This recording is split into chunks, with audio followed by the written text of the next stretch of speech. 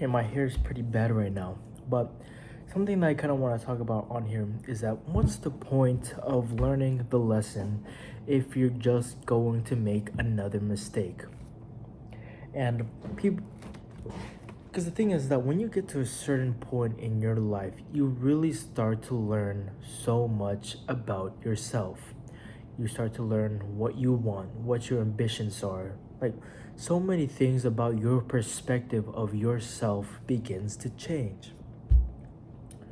And going back to what I said about learning a lesson even though you're just going to make another mistake. And the thing is that sometimes I feel like, what's the point of trying?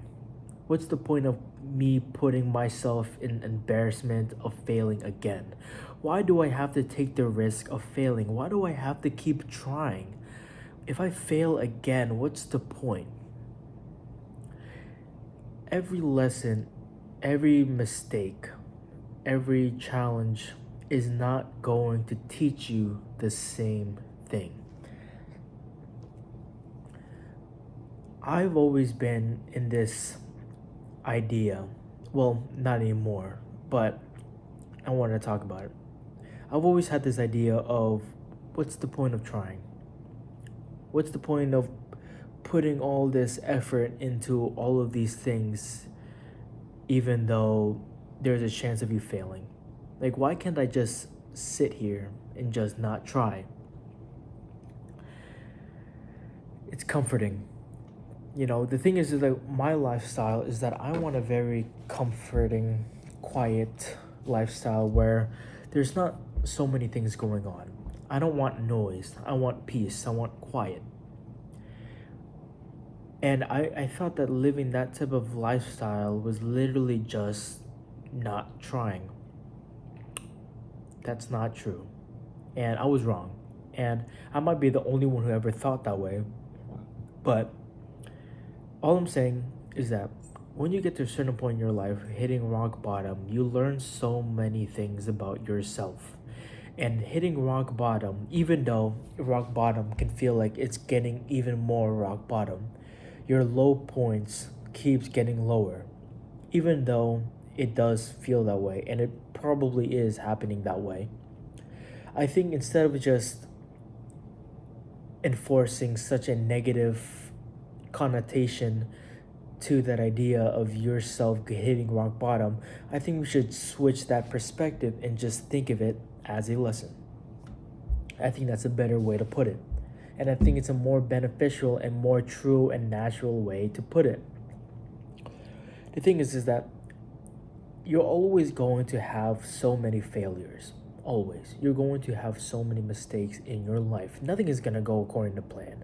Everybody knows this. Okay, this is not some like new concept. Everybody knew the idea of challenges. You're always going to face challenges no matter what stage you are in your life.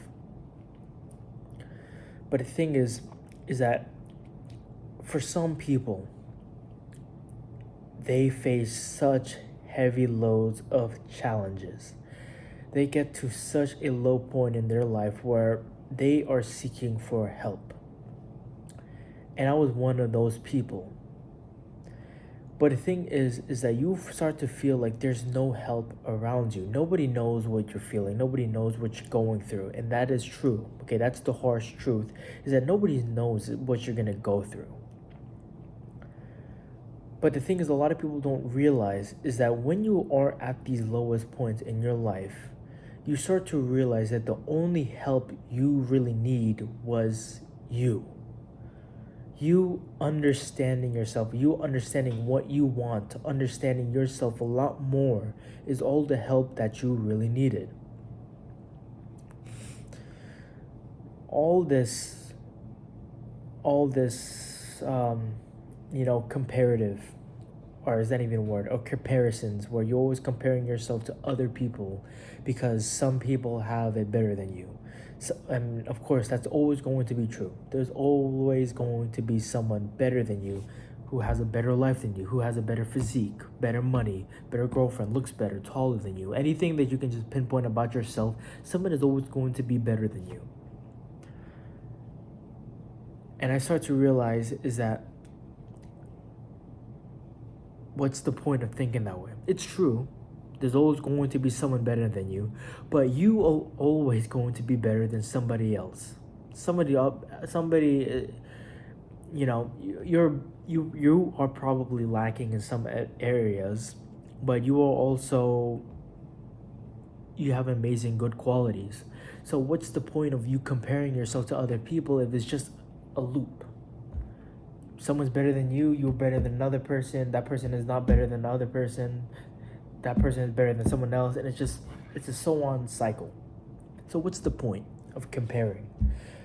Because it's natural for us to compare ourselves to other people, and because when you look at people around you, people are always going to be better than you, and it probably enforces this idea of you being rock bottom.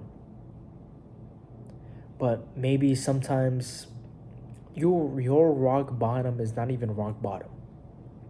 You might feel it, you might feel that way, but you are probably not even rock bottom. So